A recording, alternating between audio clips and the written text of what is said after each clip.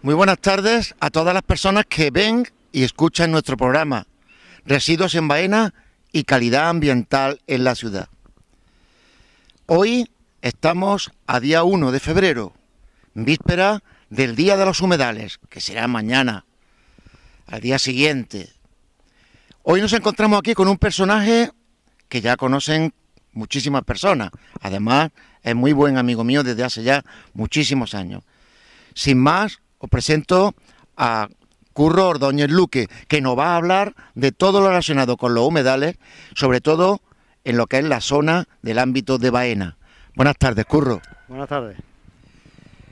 En primer lugar, quería preguntarte, para que aclarara un poquito la idea, ¿qué son los humedales? Bueno, los humedales, según el convenio de Berna de Ramsar, del año 1971, son todas las superficies cubiertas de agua, tanto temporales como no temporales, y tanto artificiales como naturales. Eso es la definición, digamos, más simple y más rápida que se puede hacer. Bueno, pues ahí estamos hablando de, sean corrientes continuas o agua, digamos, quieta. Estamos hablando de lagunas, estamos hablando de ríos, estamos hablando de presas o de pantanos, estamos hablando de balsas de riego de agua, en fin, también de marismas, de turberas, todo eso son los humedales. Me has dicho que pueden ser considerados humedales lo que es los ríos, los arroyos. Aquí tenemos de nuestra espalda el río Marbella en su paso por la zona que está frente a lo que es la fuente de Baena. Y quería preguntarte posteriormente acerca del río y de su estado, de sus características, pero no quería dejar pasar la oportunidad de preguntarte una serie de generalidades acerca de los humedales, más que todo para que nuestras personas que nos ven y nos escuchan puedan ampliar un poco el concepto de lo que son los humedales, ¿no? Los humedales, en líneas generales, de una manera sencilla, ¿cómo se forman? Bueno, los humedales se forman, lo que son los ríos normalmente se forman a partir de alguna surgencia, de algún nacimiento de agua, y luego evidentemente los ríos van o los arroyos vertientes van aportando, digamos, más caudal a los ríos, ¿no? En el caso de las lagunas hay, digamos, de todo un poco. O hay lagunas que tienen sus acuíferos naturales, por ejemplo, en el caso, hay otras lagunas, en este caso, por ejemplo, la laguna de Santa Ella, la laguna de Donadío, que aunque tiene un acuífero, digamos, natural, también se alimenta de las aguas de los cultivos que hay allí, de regadío, por agua de escorrentía. Luego hay algunas lagunas que se alimentan de acuíferos salinos. Aquí en Baena tenemos el ejemplo de la laguna del Rincón del Muerto, que es de origen totalmente salino. Además, seguramente es la laguna, seguramente no, según los científicos, es la laguna, digamos, más salina que hay en la provincia de Córdoba y una de las más salinas de Andalucía. Luego, bueno, pues también se forma, lógicamente, por la subida, en el caso de la costa, por la subida y bajada del nivel del agua en las costas, que se forman lo que son las marismas. Entonces, se forman, digamos, de muchas maneras. Hay muchas maneras de que se formen los humedales. Y, por supuesto, también lo que he dicho al principio, bueno, pues una masa de agua artificial, como es un pantano, que en principio empieza siendo un río, hasta que le ponen una presa y se forma, digamos, de manera ya un poco artificial. ¿Las lluvias también influyen? Por supuesto, las lluvias influyen, además influyen muchísimo, y en el caso de los humedales de la costa mediterránea influyen muchísimo, porque evidentemente son normalmente la mayoría de los humedales que tenemos, por ejemplo, en este caso en Baena, son de agua no permanente, y en la época de sequía larga como estamos ahora, bueno, pues se quedan totalmente secos. Le podríamos comentar, si te parece, de una manera muy breve a las personas que nos ven, la diferencia en que hay entre, digamos, un humedal permanente o semipermanente, sobre todo a nivel de lagunas, para que tengan la idea, hombre, de que la permanencia depende mucho de lo que llueva, ¿no? Efectivamente, aquí en la provincia de Córdoba tenemos ejemplos que yo creo que la mayoría de la gente los conoce, porque hay una serie de lagunas que están protegidas, que son las de los humedales del sur de Córdoba: Soña, Rincón, Amarga, Tíscar, Salobral y Jarales. Hay 3 lagunas que son de agua no permanente, entre ellas la laguna Sobra de Luque, y luego hay 3 lagunas que normalmente no pierden el agua, salvo casos muy excepcionales como la laguna del Rincón, aunque no llueva, ¿no? Entonces, estamos hablando de la laguna Soña, que realmente es un lago natural, y la laguna Amarga, que por poco, bueno, llevamos prácticamente 2 años que no llueve, sin embargo, pues sigue teniendo su agua, pues son lagunas permanentes. Entonces, lagunas que llegan a tener hasta 6-7 metros de profundidad. Entonces, y en el caso de Baena, pues estamos iguales.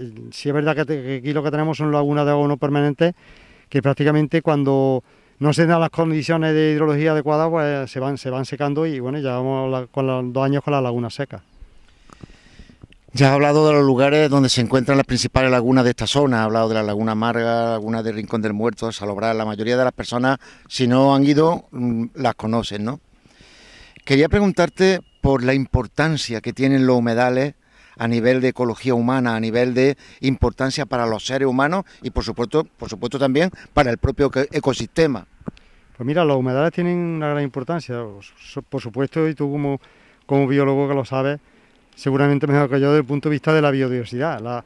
Los humedales seguramente son todos, tanto los que de interior como los que están en la costa o los mismos ríos y todo, seguramente son los espacios naturales con más biodiversidad de la tierra, ¿no? Entonces, en el caso de las marismas tenemos Doñana, que tiene una importancia internacional a nivel mundial, y no solamente le sirve a las especies, a las aves que viven allí o a los digamos, animales terrestres que viven allí, sino que luego da una serie de beneficios como turismo, como se cogen también algunos recursos naturales allí. Entonces, en el caso, por ejemplo, de los pantanos, bueno, pues sirven también de zonas de recreo. Es verdad que también se regulan los caudales de los ríos a través de las presas, también sirven de regadío, como en el caso de Adamojón, independientemente de que luego pues tienen su impacto ambiental más o menos, ¿no? En el caso de las balsas de agua, de riego, igual. Es verdad que hay algunas balsas que son bastante, desde un punto de vista ambiental, dejan mucho que desear, pero también tiene ese beneficio de que se puede regar los olivares o las huertas. En el caso, por ejemplo, de los ríos, tenemos aquí el río Marbella, que tiene sus presas. Es verdad que las presas han ido menos, porque ya cada vez hay menos, digamos, menos huertas en el río Marbella, pero bueno, las presas han estado históricamente porque servían de agua, servían para retener el agua y para que los hortelanos fueran regando. Entonces, la importancia es máxima y normalmente todas las civilizaciones se han establecido siempre cerca de los cursos de agua, en el caso de los ríos, o en lagos, o cerca del mar. La mayoría de los asentamientos históricos que hay por ahí, o prehistóricos incluso, pues están normalmente asentados y se han puesto siempre al lado de zonas de agua, ¿no? Hídricas, zonas donde hay agua. Curro, quería preguntarte, en tu opinión, ¿en qué situación se encuentran los humedales? Si puedes centrarte sobre todo en los que tenemos más próximos. Situación a nivel ecológico, situación de cuidado, de conservación, situación a nivel en fin, de todos los aspectos relacionados con la ecología. Pues mira, el primero ya, como hemos anticipado un poco antes, es la sequía que están sufriendo. Yo recuerdo que el último año que ha llovido realmente, que le ha venido bien a todo el campo, por supuesto, y a los humedales en particular, fue la primera de 2018. A partir de 2018 para acá, las lluvias han sido súper escasas, muy escasas. Entonces no hay nada más que ver ni nada más que salir al campo. Entonces ese es el hándicap más grande que tienen todos los humedales. Estamos hablando de la laguna de Venda o estamos hablando de los ríos, ¿no? En este caso en Marbella. Ese es el hándicap más importante que tienen. La falta de agua es lo que, digamos, rompe todo porque evidentemente cuando las lagunas se secan, las labores que se hacen en el entorno se van acercando cada vez más a la cubeta y la vegetación acaben produciéndose, bueno, porque se hacen labores agrícolas hasta la misma cubeta, ¿no? Claro, y van quitando los tarajes o se van perdiendo los tarajes. En el caso de los ríos, el hándicap más importante que tiene aquí el río Marbella es la falta de agua, no tiene caudal prácticamente, y la poca agua que hay se estanca en diversos lugares, y luego está también condicionado por la poca sensibilidad que tiene la población más cercana, o la población, digamos, en general, para no visualizar una persona concreta o un barrio concreto, sino en general, que están llenas de basura. O sea, no solamente aquí y los olores, evidentemente, no solamente aquí la Fuente Baena, sino te vas a el río de por aquí cercano, cualquier arroyo, y normalmente lo que lleva, aparte de que lleva más agua o menos, lleva mucha basura. Entonces, lamentablemente los ríos en este caso y los arroyos han servido siempre también para que la gente deposite allí su residuo, ¿no? Que es una equivocación total, porque luego la gente no se para pensar que luego la mayoría de esos residuos acaban o en el estómago de los peces, en caso de que sean vienen otra vez a nosotros. Vienen a nosotros o incluso acaban en las playas, ¿no? A veces todo es muy de la playa y te encuentras algunas plásticos y eso viene río abajo. Yo me acuerdo hace muchos años cuando hicieron el pantano de Badamojón, que ya estaba inaugurado, empezamos a ir una poca gente a la cola del pantano porque allí se acumula mucha ave en invierno. Bueno, pues al principio la verdad que nosotros fuimos al pantano, a la cola del pantano, nos creíamos que aquello estaba lleno de pájaros y lo que estaba lleno de plásticos y de botes. Y es de lo que han ido acumulando los ríos en aquella zona, el río San Juan, el río Salao, que se va acumulando y lo primero que se va estableciendo en la cola del pantano, bueno, pues 3 o 4 hectáreas o 5 de un mar de plástico, como se ve en algunas fotografías de internet que no son montajes, que son realidad. Bueno, pues allí había un mar de plástico de 3 o 4 hectáreas o 5 de... Esas son de las imágenes que a mí no se me ha olvidado nunca.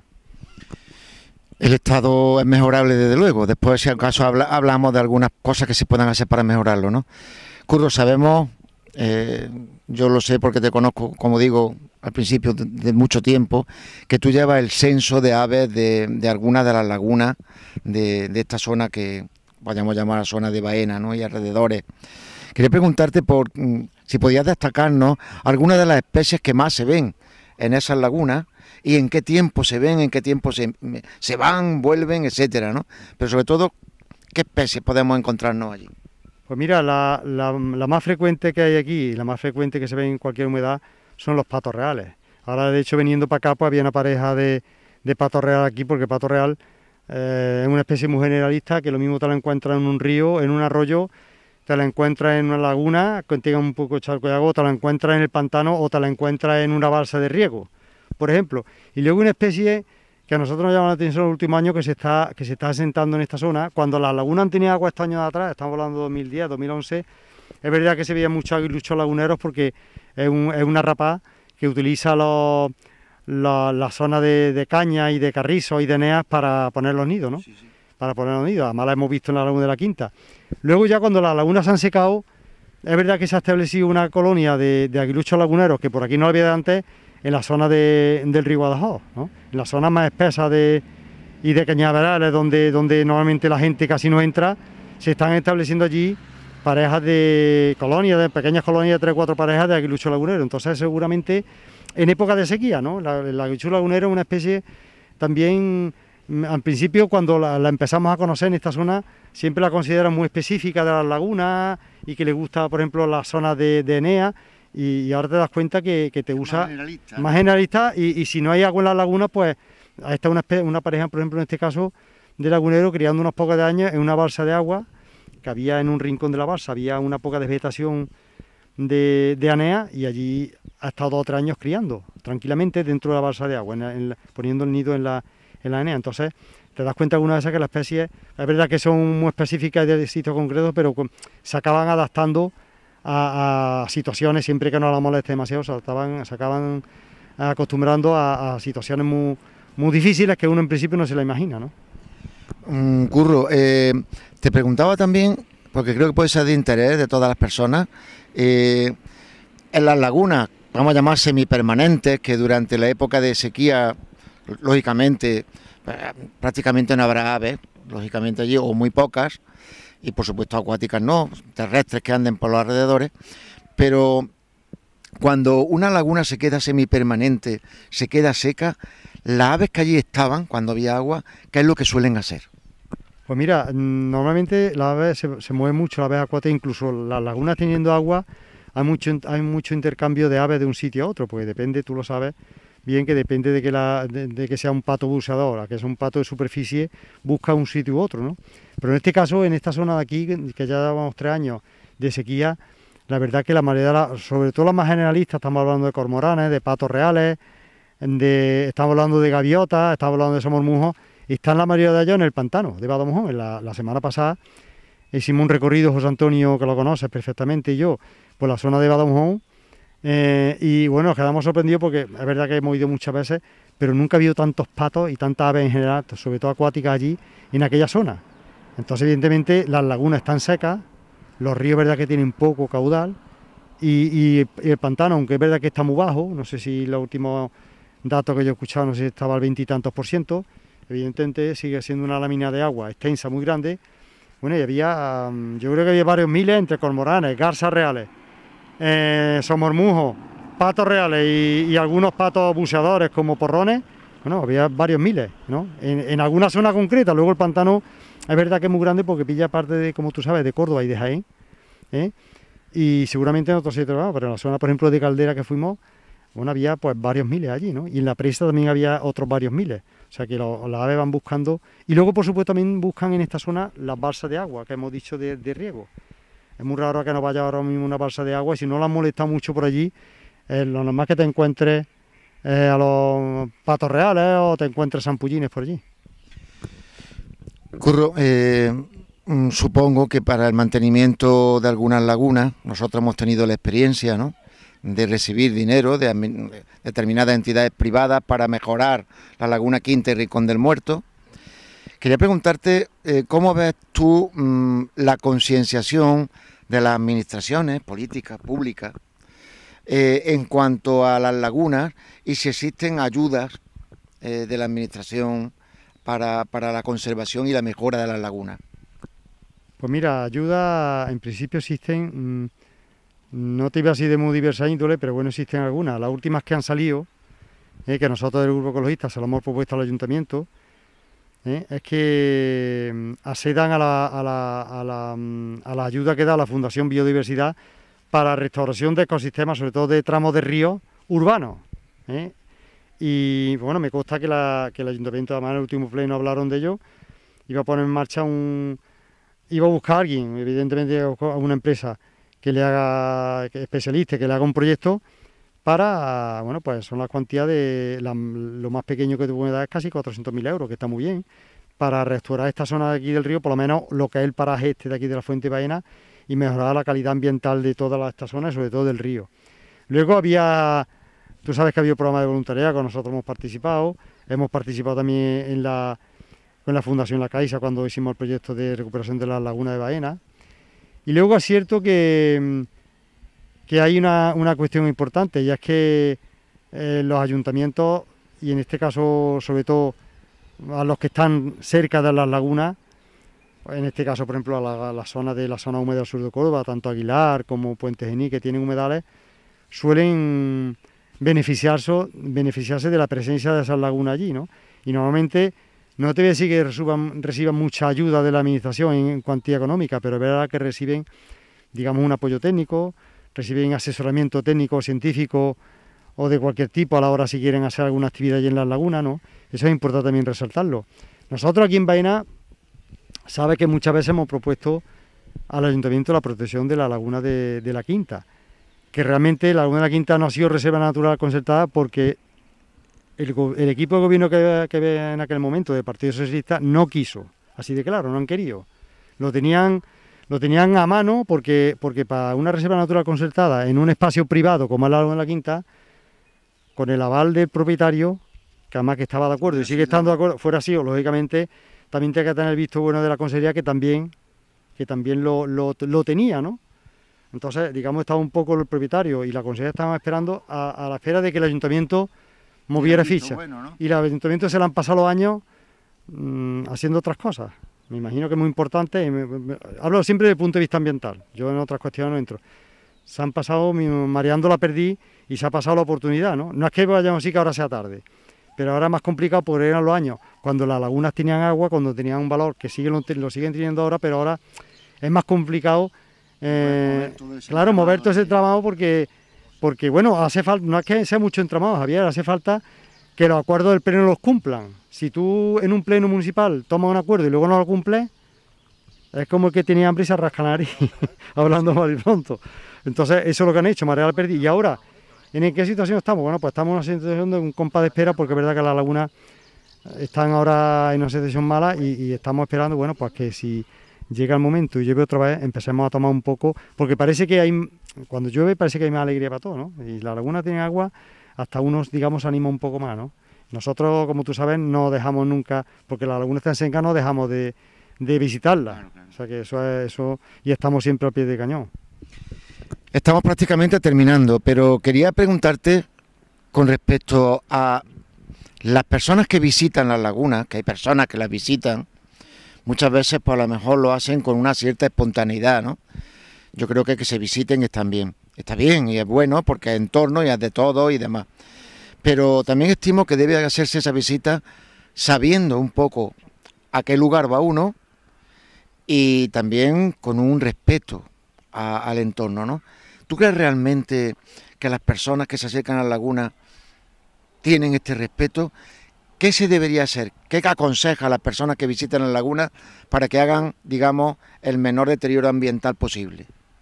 A mí, en el caso de las lagunas, concretamente de Baena, es importante, ahora no tienen agua, entonces es importante, prácticamente la gente allí no va. Ahora, cuando han tenido mucha agua, pues sabes tú que hemos ido y había allí gente.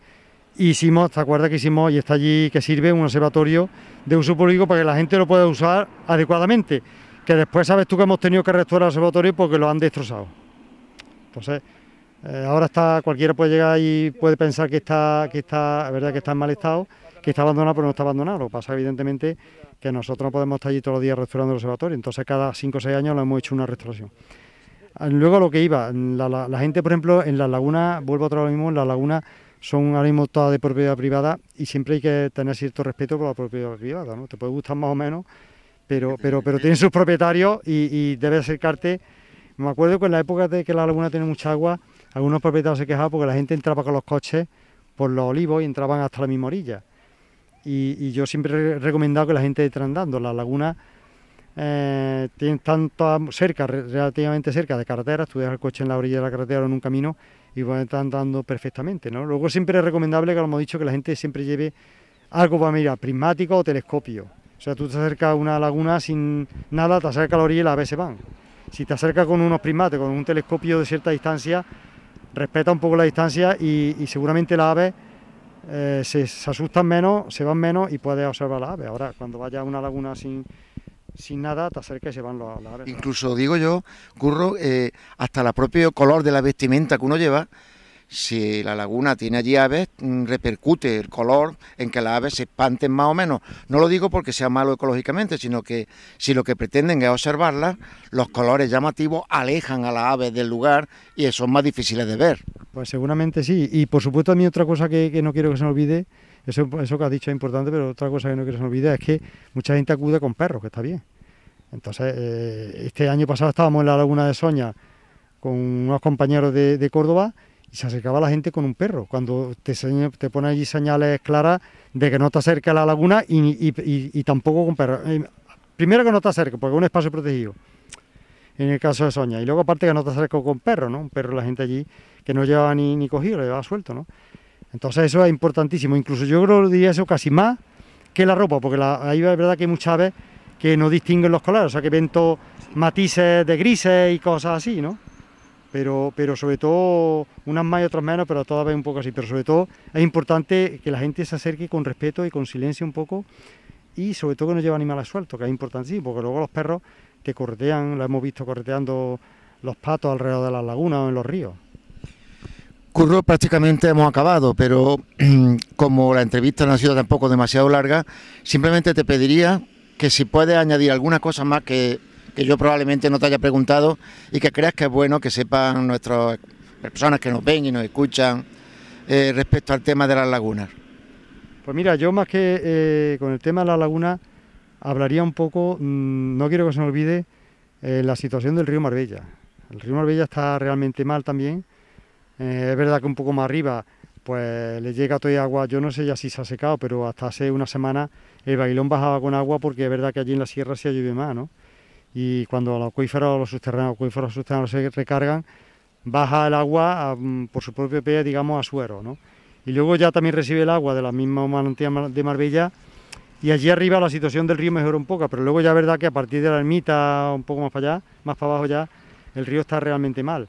Nosotros nos preocupa ahora, porque creo que lo hemos comentado en alguna ocasión también, el proyecto que hay, que yo no sé si ya se ha iniciado de todo, que es la de utilizar la agua de la depuradora, ya una vez supuestamente regenerada y en condiciones, para riego de olivos. Eso lo están haciendo, eso hace 2 años creo que lo hizo el gobierno, y creo que 20 hectómetros cúbicos estamos hablando para no sé, para la provincia de Coro, para Andalucía, eso la verdad que no lo sé, para utilizar la agua de la depuradora para riego, que en principio no es mala idea, no está mal. Nosotros el temor que tenemos es que o se utilice más o que en épocas de sequía el río se quede sin agua, y el caudal ecológico, que tú lo sabes eso como biólogo que eres, es importantísimo para mantener el ecosistema del río, ¿no? Si no tiene aunque sea un pequeño hilo de agua, se muere el río. Entonces, esa es la preocupación nuestra que nosotros tenemos, sobre todo a partir de la depuradora para abajo, ¿no? Yo no sé si el proyecto, yo creo que el proyecto ya sale información pública y de ecologistas, e incluso a nivel andaluz se le han hecho muchas alegaciones a este proyecto y a otros, porque la verdad que no solamente es exclusivo de Baena, estamos hablando de, bueno, de la mayoría de los pueblos o muchos pueblos de Andalucía, comunidades regantes de olivares, están promoviendo eso a través de un decreto un decreto ley que sacó el gobierno para aprovechar esos 20 hectómetros cúbicos que suponen que salen por la depuradora, pero nuestro temor es que se use más o se use mal y acaben con el río y se acabe secando el río, ¿no? Pues con estas últimas palabras de Curro Ordóñez Luque, presidente del Grupo Ecologista en Gasión Baena y gran amigo, agradeciéndole, cómo no, la gentileza que ha tenido de acudir a esta entrevista, que lo ha hecho encantado y además creo que nos ha ilustrado y hemos aprendido mucho con sus palabras. Con estas últimas palabras de Curro y nuestro agradecimiento, nos despedimos, esperando que el programa les haya gustado y nos vemos muy pronto. Nos vemos a la siguiente semana con otro nuevo programa de residuos en Baena y calidad ambiental en la ciudad. Muchas gracias por su atención.